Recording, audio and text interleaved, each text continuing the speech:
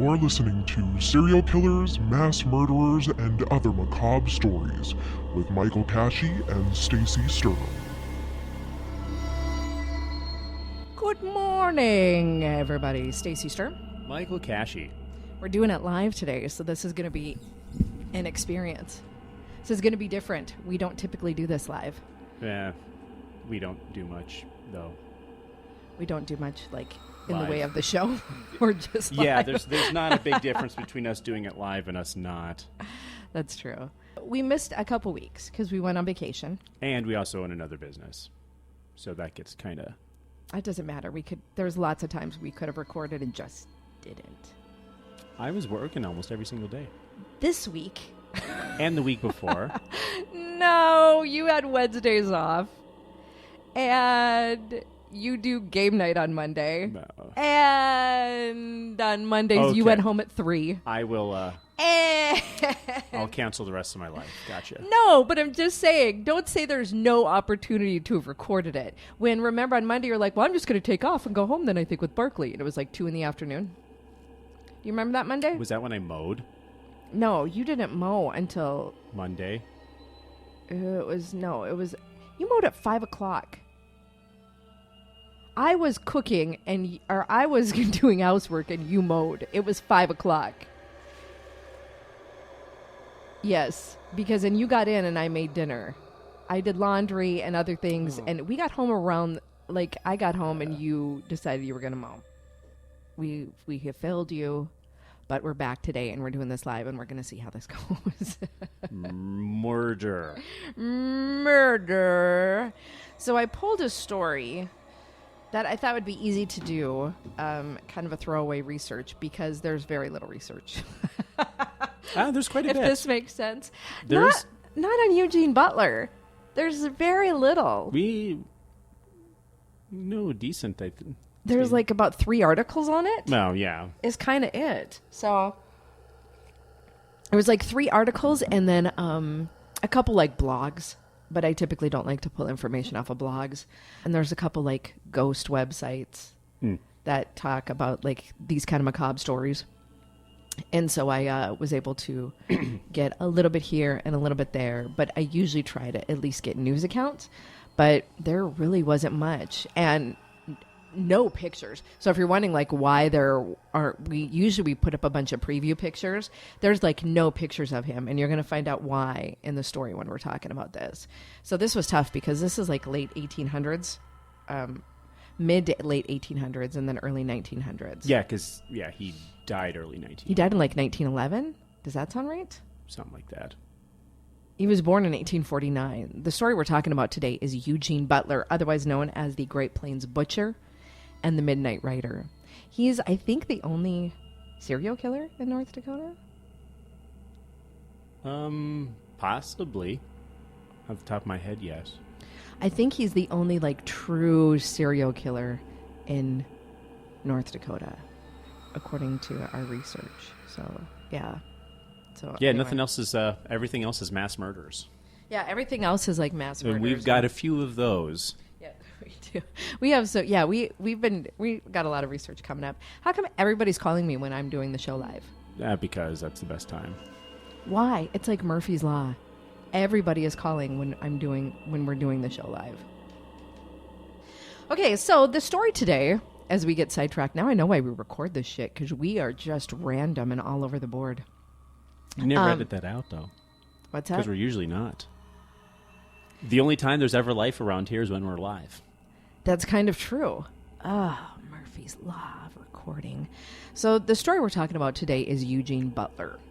Now, Eugene Butler was born in 1849. He was one of 3 sons born to Ephraim and Rebecca Butler. He was of English descent, with his family having roots in Essex, England. He came from a prosperous family, and then around 1892, he moved to North Dakota from, there's conflicting reports, either Buffalo, New York, or Niagara, New York. Which is funny, because he moved to Niagara, North Dakota. Yeah, so I don't know, but there's conflicting reports that he was born in Buffalo, and or that he came from Buffalo and he came from Niagara. But he had a 400-acre farm in Niagara, North Dakota. Which where he moved to. is on the eastern end of the state for people. And for people northeastern. who don't know, 480 acres is a lot. Like if you're like a city folk right now and you don't know all that, 480 acres is a big farm. That's a big farm for back in the day. He maintained it on his own, never married, lived as a recluse, avoiding contacts with neighbors and only going out for business purposes in nearby Larimore, North Dakota. He hired farmhands to maintain his farm during the summer months. He lived the life of a pauper, and neighbors who snuck a peek at his home said he had modest furnishings and only a cook stove to heat his small house. So he basically, if you looked at it, it almost seemed like an abandoned house. What the hell was he doing with this farm? Well, and it's funny because this wouldn't be odd for back in the day. 1849, it's not like farmers around here lived an extravagant lifestyle. But when I say he lived as a pauper, like he had a bed and a cook stove.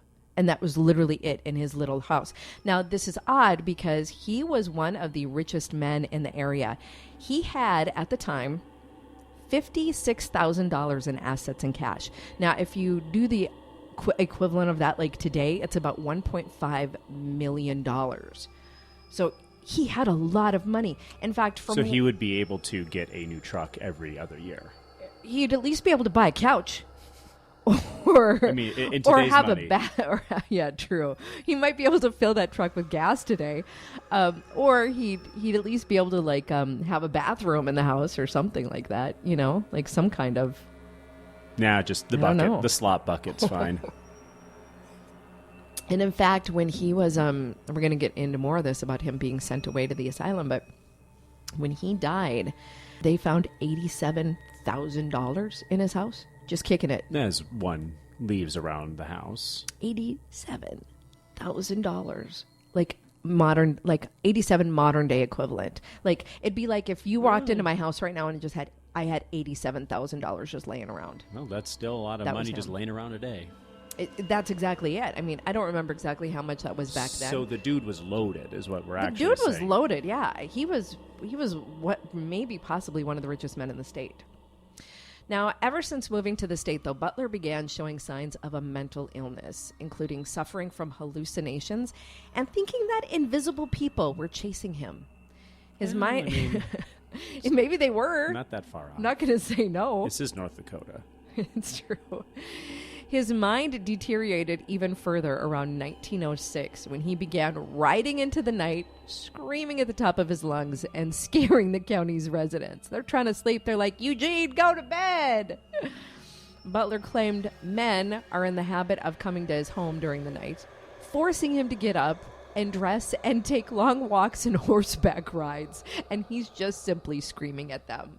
That was what he told friends and family and neighbors. So that's why they called him the Midnight Rider, is because he would just get dressed, get up, and just start riding around because invisible men told him to. Well, I've been there.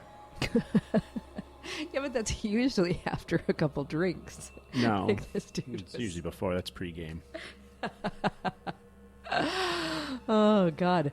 Due to being considered a public nuisance, he was involuntarily committed to the North Dakota State Hospital in Jamestown under the supervision of Dr. W.M. Hotchkiss. Ah, good old Dr. Hotchkiss. That sounds like a cartoon character, doesn't it? Yeah. It sounds like he'd have been like a therapist on like Bugs Bunny. Yeah. Or like an old-timey... Right. No, it's very much like a crime noir Dr. D.W. Hotchkiss. It is. It's true. It's very like Hollywood, almost like it was written in Hollywood. He was at the time the wealthiest man to be committed to the Jamestown. I refer to it as the asylum, not the hospital, because at the time, it was not. It was not your normal really mental facility. Well, it kind of was. That time wasn't. I guess true. Yeah. Wasn't very. Didn't treat their patients well. I think, wasn't that the time where lobotomies were still kind of like the yeah, so we'll drill into your head because that'll let the demons out. Yeah. Well, it wasn't the demons. It was the whatever. the demons or the spirits, Yeah. or your blood was cursed, so we're going to take out all your blood and then just replace it with new blood. We had moved from the humors to the Okay. to some semblance of actual science, but it was just wrong. Yeah. The best way to get rid of this chemical in the brain is to poke a hole in it. Well, Scoop it out with an ice cream scooper. and I don't know. Now, this would be a podcast in and of itself, but apparently mental illness was at an all-time high, according to like the amount of people in the hospital. Now, was it really? No, Or did they because- just think people were crazy because they did unusual things? Like me, I'm a bit quirky. Maybe back then I would have been considered insane. It was, women who wanted to have sex or women who didn't want to have sex were committed. Yeah.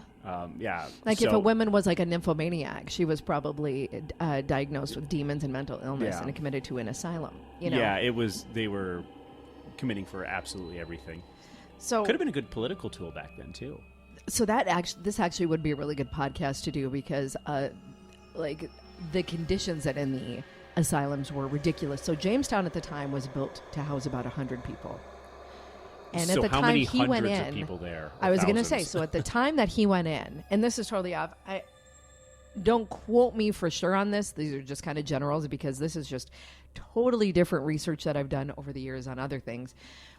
About the time that he was in the asylum that was meant to house 100 or so people actually housed 400. Yeah, that doesn't shock They were me. sleeping 2 to 3 to a bed. Sounds about right.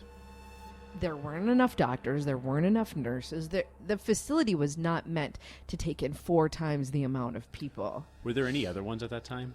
That was kind of it for the Okay. state. So if you were crazy in the state of North Dakota, no, it's okay. Anita knows to just drop this stuff on the table. If you were crazy in the state of North Dakota, that was the only place you really had to go. So they were way overdone. There was just too many people in there. They didn't have enough, like, just to get the physical care, like to clean yourself. A shower would have to hold like 30 people when it was meant to hold 3. You know, it was just not a good. Just spray him down with the hose. That's kind of what they did. So it just was not a good situation for him to be in. Now, he was also under the impression that we're back to Butler here. He was under the impression that all the women wanted him. And they were constantly after him, trying to marry him. So he thought he was like the most eligible bachelor in the world. And every woman that looked his way wanted to marry him. He would probably do well today. Like, I've seen a lot of those guys in the Facebook comment section. I bet they're wearing sunglasses and their profile is in their truck. Their profile pic. So according to Ghosts of North Dakota, during the following years at the asylum, Butler only gave some trouble at isolated periods to the staff, most of the time just expressing his fears towards invisible figures that were, once again, chasing after him and having his picture taken. He believed the camera would suck his soul. So that's why there are very few to none to any pictures of Eugene Butler on the internet. Because he was 100% positive the camera would kill him. So if he had his picture taken, every time he had his picture taken, it would suck out his soul. Yeah, that's how I feel too. There were no filters back then, so it's like you got what you got. Yeah, I don't like having my picture taken. I know you don't. Well, no, you for a while, you were king of the selfie. Yeah, Let's not go I there. was also a douche. You were king of the selfie. So you don't like your picture taken with like your girlfriend or like that kind of a I don't thing. have But many- you were king of the bedroom I don't selfie have for a long many pictures time. of me, in general. No, because do you still have an Instagram? No, Okay. You took down your Instagram. that was but- the dumbest thing ever. Instagram. No, Instagram's great. Instagram's If you don't do freaking douchey stupid. bedroom selfies. But in addition to the hallucination that all the women have designs on him, owing probably to it being a leap year, Butler claims that men were in the habit of coming to his home during the night, forcing him to get up and dress and take long walks and horseback rides, of course. But then that followed him to the asylum as well. So he thought these people followed him to the asylum. These invisible people followed him to the asylum. And so he was never going to be treated. I don't even think did they know about like schizophrenia back then? Was schizophrenia a thing? When did schizophrenia become a thing? I don't know. I feel like that was probably late early 1900s. Let's see here. Jamie, can you pull that up? I think that's his name, right? From Rogan. 1887 was the okay. So was first identified. So Eugene Butler was never formally diagnosed with anything, but looking back on it now, yeah, I probably didn't. Honestly, a lot of people think it was time with a doctor to be diagnosed. It was probably when asylum is meant to hold 100 people and it holds over 400. Dr. Hodgkiss probably didn't have enough time to spend with him, but looking back on it now, they think he was probably schizophrenic. Yeah. Which is why he heard all these men were following him everywhere, asking him to get up and walk at night. So the only trouble he really caused at the asylum was, of course, not wanting his picture taken, thinking all the women there wanted him. All the women everywhere wanted him, apparently. What did he like? What was that like? And wanting to get him and wander around because men told him to get up and wander around. How did he react to all these women that wanted him? I don't know. Was he just going on about it, or was he like physically like, no, get away from me, and like hitting every woman that he... I think in his brain he was just like, no, demon, not today.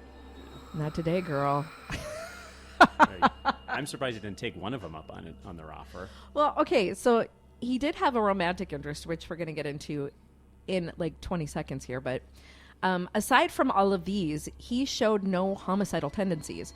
So out of all the things he was in the asylum for, like murder was not even close to the top of the list. Nobody thought in a million years he was a homicidal maniac. They thought he was just kind of a crazy schizophrenic. So according to Dr. A.W. Guest, Butler was a man of small stature. What is with these names? These are good names. D.W. Hotchkiss, A.W. Guest. What was the sheriff from... well, like, they're normally... You could have been, like, if this were olden times, you would have been M.J. Cashy. No, it doesn't have the same kind of ring to it. M.J. Cashy, that's a good name. It's not. Isn't it, for a barkeep? M.J. Cashy. It's just, Jackie Daytona. It just sounds like I'm just trying to, I don't know, sound like Michael Jordan. Cashy. No. Back in the time, you would have thought that was a good name. No, it's not. Oh, all right.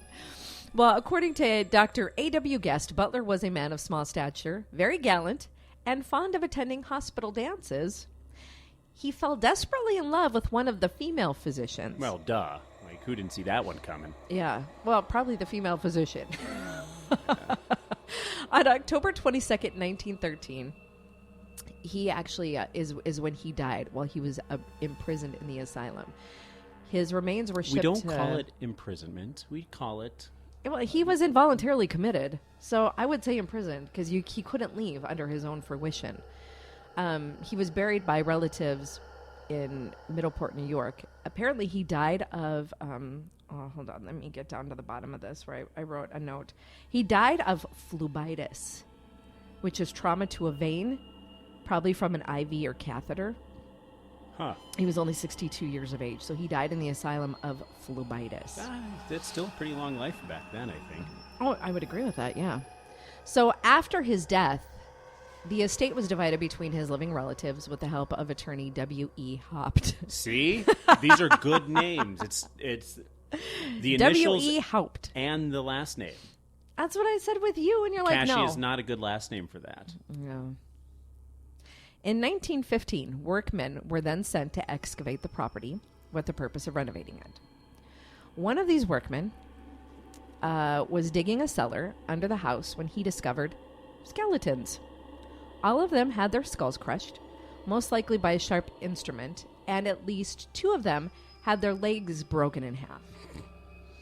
On June 27, 1915, the Bismarck Daily Tribune headline announced the horrifying discovery in large type. So this was a headline. 6 bodies with skulls crushed found at Niagara, North Dakota. are believed to have been the victims of Eugene Butler, an insane patient. That was the whole entire headline. Not good at headlines back in the day. Not very succinct. They're great at headlines because that is actually the entire story. That's not pretty clickbait. much is. That's the story. Yeah, that is the story. Everything else is just added details. Yeah. It's not like, shocking mother tells all. Right, and then you click on it, it's like nothing. It's like... Oh, it's so frustrating. It's like, oh, I just didn't like this salad I made. I don't know why I went there. It's early. This is live. So beneath the headline, other details were disclosed in successively smaller fonts. Gruesome find by workmen in old basement. Bodies are those of men who worked for Butler on his farm. Accused man died at Jamestown in 1913. Victims dropped into basement by cleverly made trapdoor. Is that the headline? That's the sub-headline. Yeah, see? There you go. The Tribune's story recounted workmen excavating under a house occupied until a few years ago by former resident Eugene Butler, who died in 1913 in State Insane Asylum, unearthed the remains of 6 men. It is believed by the authorities they were murdered by Butler while employed by him as farmhands.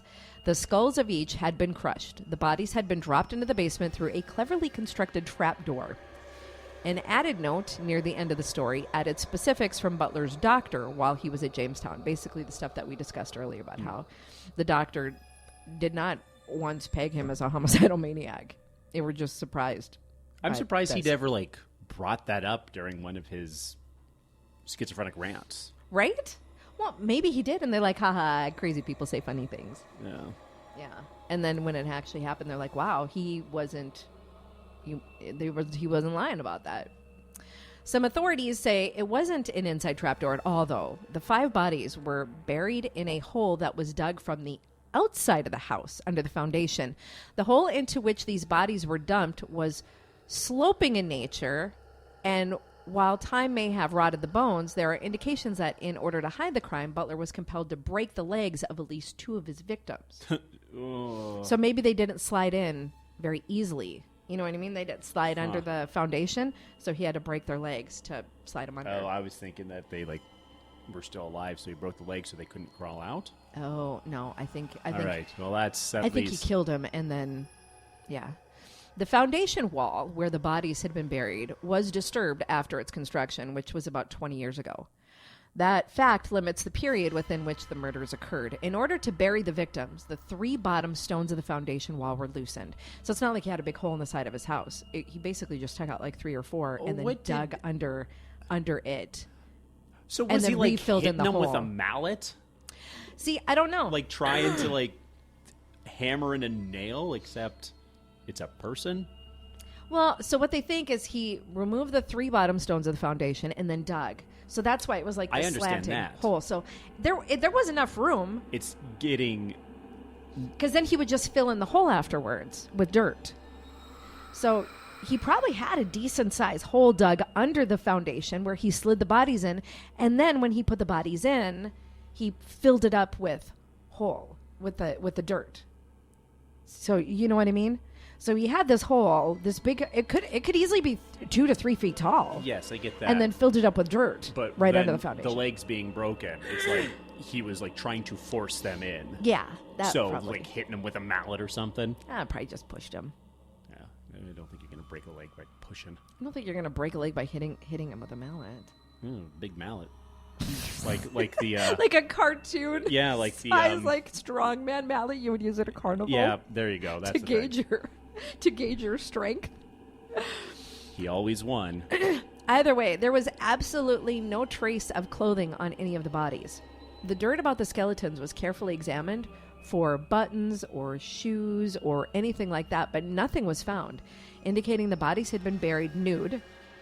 Their clothes were probably then destroyed by fire, thus effectively destroying the possibility of identification at the time. So there was a lot of so initially there was a theory that 5 of the remains belonged to a family consisting of 2 women, probably housekeepers, and their children.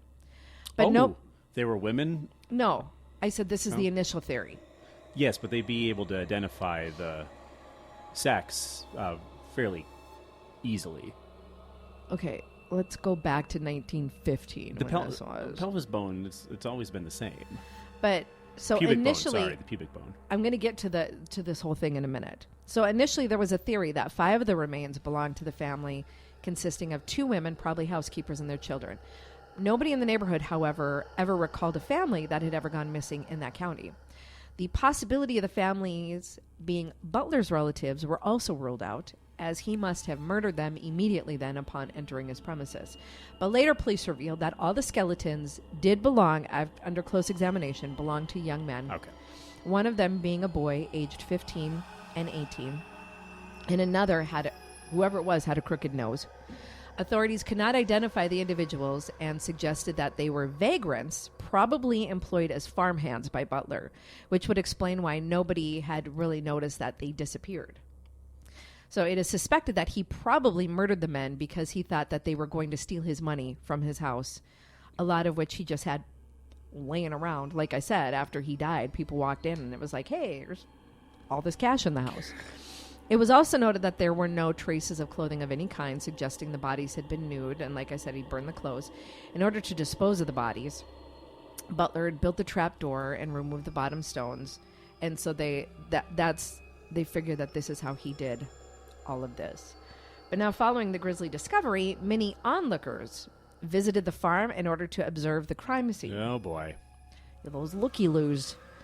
The deputies deposited the victim's aging bones in a box, which was then transported to the office of Sheriff Art Turner.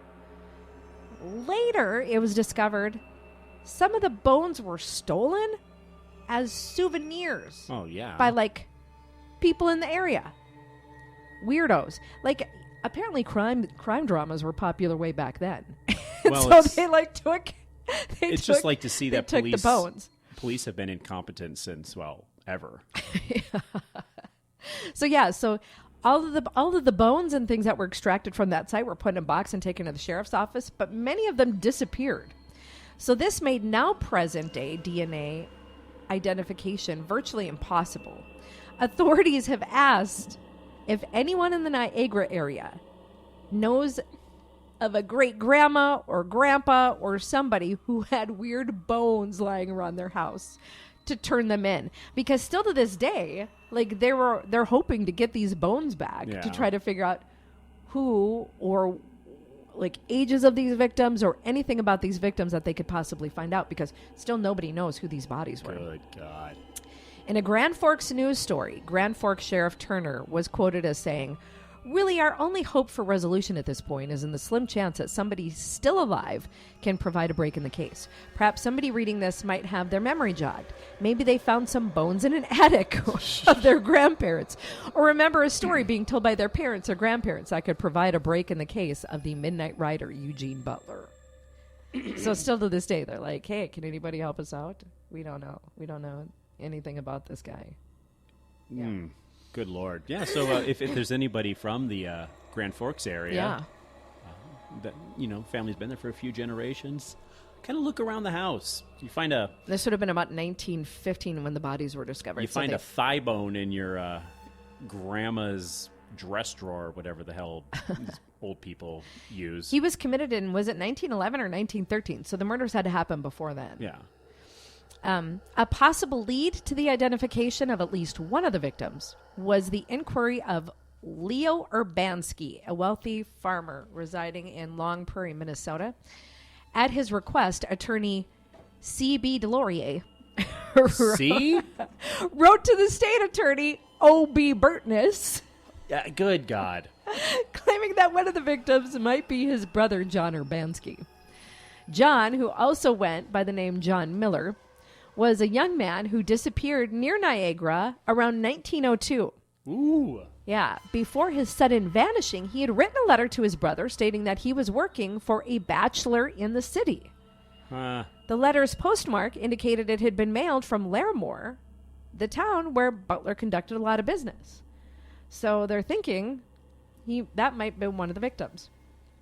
In the century since Butler's crime was revealed, little progress has been made and the victims have never been positively identified. There have been a number of theories proposed. The age and gender of the victims has been disputed, with some claiming that they were all male. Others have been speculated that they were housekeepers, as we said before, but they're pretty sure that it was all men that were, it was all men that were on Butler's farm. Found, I should say, on Butler's farm. So it would have been men that disappeared probably in between the time that he started the farm up in 1892 is when he moved to Niagara, to when he was put into the asylum in, let's see, 1906. He was, this would have been around 1906 is when Holy he was crap. actually put in. So he was in there for a while. He was involuntarily committed into the asylum. Yeah, so 1906 is when he was, around 1906 was when he was involuntarily committed to the North Dakota State Hospital. So in between that time, so if you have a relative or know of a relative that went missing around that time, between those timelines, then there you go. Yeah. Might have been it. What? So that's the story of the Great Plains Butcher, the Midnight Rider, Eugene Butler. Weirdo. Midnight Rider. So what if the invisible men that he kept hearing was actually his victims? I think it probably was. Now that you say that, I'm thinking that's But why? that's probably true. You need to go for a ride. Like that's all he's got to do. Or maybe they weren't invisible at all, and they were his actual victims. That's what I mean. Oh, I thought you meant It's like the the ghosts. ghost. No, I mean like they were probably his victims.